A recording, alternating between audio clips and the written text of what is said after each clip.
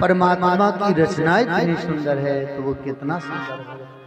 तो हम जहाँ सुंदरता का मूल है उसको प्राप्त करने का प्रयास करें। जिसका पुष्प इतना सुंदर है वो वृक्ष कितना सुंदर होगा, वृक्ष इतना सुंदर है तो उसका फल कितना सुंदर होगा, उसका रस कितना सुंदर होगा। तो जो रस है रस को पाने का प्रयास करें, मूल को। और हम आप माया के प्रलोभन में पड़ जाते हैं। हमारे गुरुजन कहते हैं ना, गुरुजन कहते हैं बेटा माया ही नहीं परमात्मा भी आकर के सामने खड़े हो जाए और कहें कि हम आपको प्राप्त हो गए हैं, अब भजन करना बंद कर दो। तो बेटा भगवान से कह देना कि आप जाना हो तो जाइए, हम मंत्र जप करना बंद नहीं करेंगे। इतनी प्रीति हो गई मंत्र, नाम इतना आपको भा जावे, इतना प्रिय लगने लगे कि ठाकुर जी भी आपके चारों तरफ ताली बजा बजा के कीर्तन करने लगे। सूरदास जी ऐसे करते थे। सूरदास जी अपना सारंगी बजा के नाम संकीर्तन करते और ठाकुर जी ताली बजा करके नाचते थे ठुमुक ठुमुक करके। ऐसी भक्ति होना चाहिए।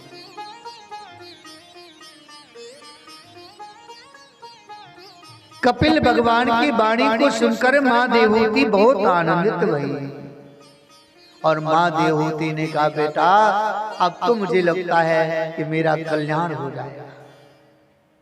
मां वही है जो पुत्र को ज्ञान दे करके मदालसा की तरह ज्ञान दे करके और अपने पुत्र को परमात्मा से मिला जाए। शुद्धोसी बुद्धोसी निरंजनोसी, मां मदालसा ने ज्ञान दिया। पुत्र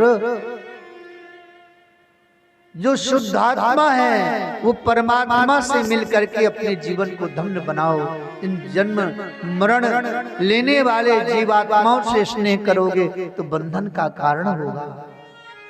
मां वही है और पुत्र वही है जो मां को ज्ञान दे करके जीवन मुक्त कर दे। कपिल भगवान ने मां देवहूति को ज्ञान दिया, मां देवहूति का ज्ञान जागृत हो गया। सबके अंदर ज्ञान है, ऐसा नहीं कोई अज्ञानी है। सभी के अंदर परमात्मा ने बराबर समान भाव से बुद्धि विवेक ज्ञान सब कुछ दिया है। भगवान ने कोई पक्षपात नहीं किया है कि किसी को कम किसी को ज्यादा दिया हो, सबको बराबर। जैसे एक पिता अपनी संपत्ति का बंटवारा करके सबको बराबर बराबर देते हैं। अब कोई लायक पुत्र होता है तो उस संपत्ति का और वर्धन करता है और उसको बढ़ाता है, और कोई नालायक होता है तो उस संपत्ति को नष्ट कर देता है, शराब पीने में खर्च कर देता है। परमात्मा ने सबको बराबर दिया है। बस हम आपने विषयों की तरफ अपने मन को लगाया तो विषयी हो गया मन। और जो योगी जन है, जो परमात्मा के भक्त हैं, उन्होंने अपने मन को परमात्मा की ओर लगाया तो परम वैरागी हो गए और भगवान के प्रेम को प्राप्त कर लिया। एक पिता ने अपने 2 पुत्रों को 100-100 रुपए दिए, लो बेटा ले जाओ मेला देख करके आओ। पहले मेला देखने जाते थे ना, बड़ी शौक होती थी मेला देखने। मेला देखने दोनों बालक गए। एक बालक ने महाराज उस 100 रुपए में सुंदर सुंदर कुछ पिताजी के लिए वस्त्र लिए, कुछ ठाकुर जी के लिए वस्त्र लिए, कुछ खाने की मिठाई ली और 100 रुपए का वह सौदा करके आया। दूसरा जो बेटा था उसने क्या किया पता है? उसने खूब शराब पी और पी करके 100 रुपए की शराब झूमते हुए वह भी आया घर। जब दोनों शाम को पहुंचे तो पिताजी ने जब देखा इसने 100 रुपए का देखो शराब पी लिया और इस बालक को देखो कि इसने मेरे लिए, ठाकुर जी के लिए, अपने लिए ये मिठाइयां खरीदी, ये वस्त्र खरीदे हैं। तो पिताजी ने उस बालक को गोद में बैठा लिया और वो जो बालक था जिसने मदिरा पी रखी थी उसको लात मार करके भगा दिया। आज के बाद मेरे पास कभी मत आना, तुमने दिए हुए धन का दुरुपयोग किया है, ऐसी परमात्मा ने भी किया है। सबको बराबर धन दिया है, ये शरीर रूपी धन दिया है। ले जाओ ये मनुष्य शरीर और इस संसार रूपी बाजार में जाकर के तुम अपने मन का सौदा करो। तो किसी ने भजन किया और भजन करके जब परमात्मा के पास गया तो परमात्मा ने उसे गोद में बैठा लिया। और किसी ने इस विषय रूपी मदिरा को पिया है, संसार के विषयों में मतवाला हो गया, मस्त हो गया। और जब उस विषय मदिरा को पी करके झूमते हुए परमात्मा के पास गया तो परमात्मा ने 2-4 लाठी और मारी और कहा कि अब तुम्हें यह धन नहीं मिलेगा, ये मानव शरीर नहीं मिलेगा, अब तो तुम्हें सुअर का योनि मिलेगा, कुत्ते की योनि मिलेगी, कीड़े मकोड़े की योनि मिलेगी। और जो लायक पुत्र था उससे कहा तुम्हें बार बार मनुष्य योनि में भेजा जाएगा, क्योंकि तुमने इस तन का सदुपयोग किया।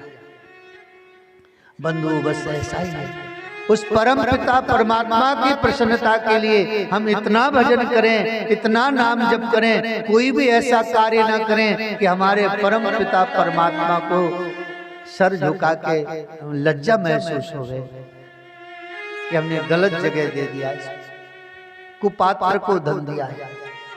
ऐसी भावना मन में निरंतर होनी चाहिए। मनोस्तु सतरूपाया तिस्रा कन्याश्च जयद्गिरे आकुतिर्देवहूतिश्चो प्रसूतिरिति विश्रुता। महाराज मनु की और भी कन्याएं थी, 2 कन्याएं, उन दोनों कन्याओं का भी विवाह किया। आकुति, देवहूति और प्रसूति। तो देवहूति का विवाह कर्दम ऋषि के साथ कर दिया और आकुति का रुचि प्रजापति के साथ किया।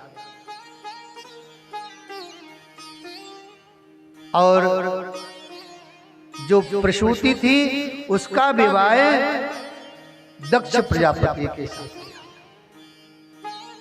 इनसे भी संतानें हुई। देवहूति के जो एक पुत्री थी नाम था अनसुया। अनसुया का विवाह अत्रि मुनि के साथ किया गया। और अत्रि मुनि विंध्य पर्वत में तपस्या करते थे। क्यों? कि हमें ठाकुर जी पुत्र रूप में प्राप्त हो जाए। शरणं तम प्रपद्येहं या एवं जगदीश्वरः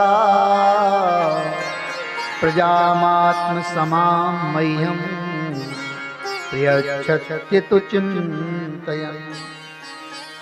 भगवान 3 रूप में प्रकट हो गए। ब्रह्मा विष्णु महेश के रूप में भगवान अत्रि जी के सामने प्रकट हुए। अत्रि जी ने कहा मैंने तो तपस्या एक ही की है, 3 कैसे हैं आप?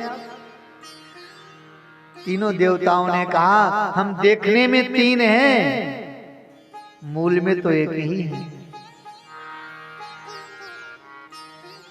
ये जो 3 प्रकार के गुण है ना, तीनों गुणों को धारण करने के लिए परमात्मा ने 3 रूप बनाए।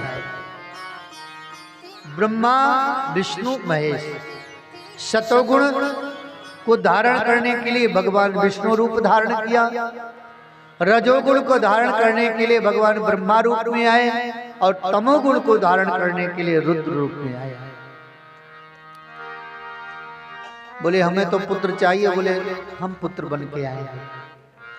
और तीनों देवता अनसुया के गर्भ से पुत्र बन के आए। एक बार नारद जी घूमते घूमते ब्रह्मलोक गए, वो कैलाश पे। कैलाश पर गए तो भगवती पार्वती भांग घूट रही थी। पार्वती जी, भगवान शंकर जी अपना साधना में लीन थे। नारद जी पहुंचे तो पार्वती ने बड़े प्रेम से नारद को बैठाया, बेटा बैठो, कुछ सुनाओ। नारद जी ने कहा, मैया आज हमने बहुत अच्छे दर्शन किए एक देवी के। कौन सी देवी की भैया? मैया मृत्यु लोक में एक अनसुईया नाम की देवी है, बहुत सती साध्वी है, पतिव्रताओं में तो मुझे लगता है तीनों लोकों में सर्वोत्तम है वह। अब पार्वती को अच्छा नहीं लगा, किसी देवी के सामने किसी और देवी की बड़ाई करो तो उसको बुरा लगता है। अरे हमारे सामने हमसे बड़ा कोई हो सकता है क्या? कभी किसी के घर में झगड़ा करवाना हो ना तो थोड़ा सा बुराई कर दो देवी। देखो महाराज अनसुईया जी के चरित्र का नारद जी ने वर्णन किया और बोले मैया अब हमें समय कम है, हम जा रहे हैं। इतना कह के महाराज नारद जी तो चले गए। अब पार्वती जी रूठ करके बैठ गई और भगवान शंकर ने कहा, देवी क्या बात हो गई? हमने तो कुछ कहा नहीं है, रूठ किस बात पे रही हुई? पार्वती ने कहा, ये बताइए अनसुईया कौन है? बोले देवी अनसुईया ये पृथ्वी लोक की देवी है। बोले महाराज उनका पातिव्रत इतना श्रेष्ठ है। भगवान शंकर जी ने कहा, मैं उसको प्रणाम करता हूँ, वो देवियों में सर्वश्रेष्ठ है। पृथ्वी लोक की देवियों के पातिव्रत का वर्णन मैं अपने वाणी से नहीं कर सकता, देवी इतनी सती साध्वी है। पार्वती ने कहा, तो आप शीघ्र जाइए उसके पातिव्रत को खंडित करिए। शंकर जी बोले, देवी तुम कहां भेज रही हो? उस जलती हुई अग्नि में मुझे झोंकना चाहती हो? जानती नहीं अनसुईया को? बोले मैं कुछ नहीं जानती, उनके आप सतीत्व को खंडित करिए। अब देवी रूठ जाए तो भैया मनावे को। भगवान शंकर जी बेचारे चल पड़े कि अच्छे खासे भजन कर रहे थे और नारद जी आकर के यहाँ विघ्न डाल गए। महाराज शंकर जी चल पड़े और नारद जी ब्रह्मलोक में गए, ब्रह्मा जी के लोक में। वहां ब्रह्माणी बड़े प्रेम पूर्वक बैठी थी। आओ बेटा नारद। नारद जी ने कहा, क्या करेंगे आप बैठ करके? अनसुईया जी के यहाँ जो सुख है वो यहाँ है ही नहीं। बोले काय का सुख? बोले वो पतिव्रता है, तीनों लोकों में उनके पातिव्रत का कोई वही नहीं ले सकता है, उनकी बराबरी करने वाला कोई नहीं है। इतना कह के नारद जी वैकुंठ चले गए। अब ब्रह्माणी ने ब्रह्मा जी से कहा, आप जाइए उसके सतीत्व को खंडित करिए। हमारे रहते हुए और हमसे ऊंचे कोई कैसे हो सकता है? पृथ्वी लोक की देवी, हम ब्रह्मलोक में रहने वाली। महाराज ब्रह्मा जी बूढ़े बाड़े बोले, अब बुढ़ापे में हमारी दुर्दशा मत कराओ देवी। बोले नहीं नहीं आप तो जाइए। ब्रह्मा जी चल पड़े। वहां नारद जी गए वैकुंठ में। लक्ष्मी जी भगवान के चरण दबा रही थी। आओ नारद बैठो। नारद जी बैठे और लक्ष्मी जी ने भगवान का प्रसाद दिया नारद जी को।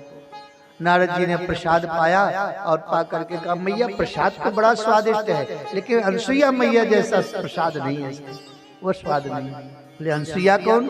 अरे बोले मैया मृत्यु लोक की देवी है अनसुईया, उसके पातिव्रत्य के समान तो संसार में का तीनों लोकों में कोई नहीं है।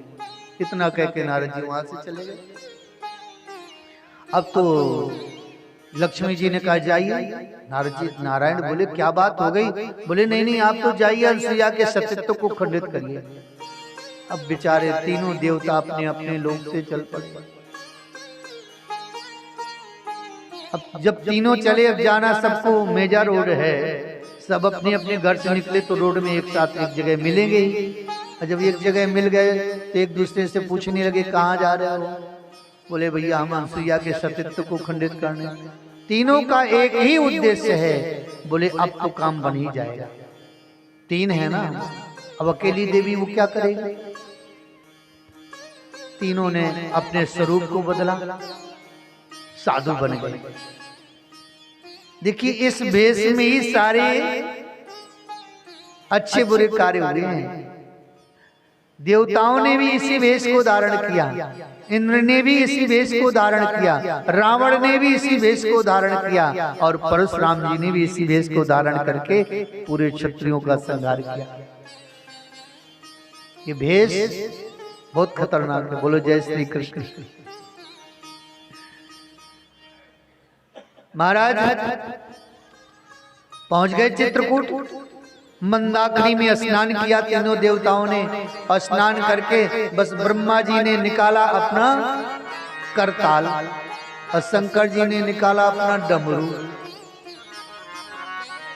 ब्रह्मा जी करताल बजा रहे हैं, श्रीमन नारायण नारायण नारायण, श्रीमन नारायण नारायण नारायण, लक्ष्मी नारायण नारायण नारायण, लक्ष्मी नारायण नारायण नारायण, श्रीमन नारायण नारायण नारायण, श्रीमन नारायण नारायण नारायण, गोविंद नारायण नारायण नारायण, गोविंद नारायण नारायण नारायण, श्रीमन नारायण नारायण नारायण, श्रीमन नारायण नारायण नारायण। सभी देवता, तीनों देवता यानी नारायण का संकीर्तन कर रहे हैं। ब्रह्मा जी करताल बजा रहे हैं और शंकर भगवान डमरू बजा रहे हैं और विष्णु भगवान ठुमुक ठुमुक के नाच रहे हैं। श्रीमन नारायण नारायण नारायण, श्रीमन नारायण नारायण नारायण, बोलो नारायण नारायण नारायण, बोलो नारायण नारायण नारायण, श्रीमन नारायण नारायण नारायण, श्रीमन नारायण नारायण नारायण, भजमन नारायण नारायण नारायण, भजमन नारायण नारायण नारायण। तीनों देवताओं का नृत्य देखा अनसुईया मैया कुटिया से बाहर आ गई। इतना सुंदर नाम संकीर्तन। अब अनसुईया मैया कुटिया से बाहर देखने लगी, हे भगवान इतने सुंदर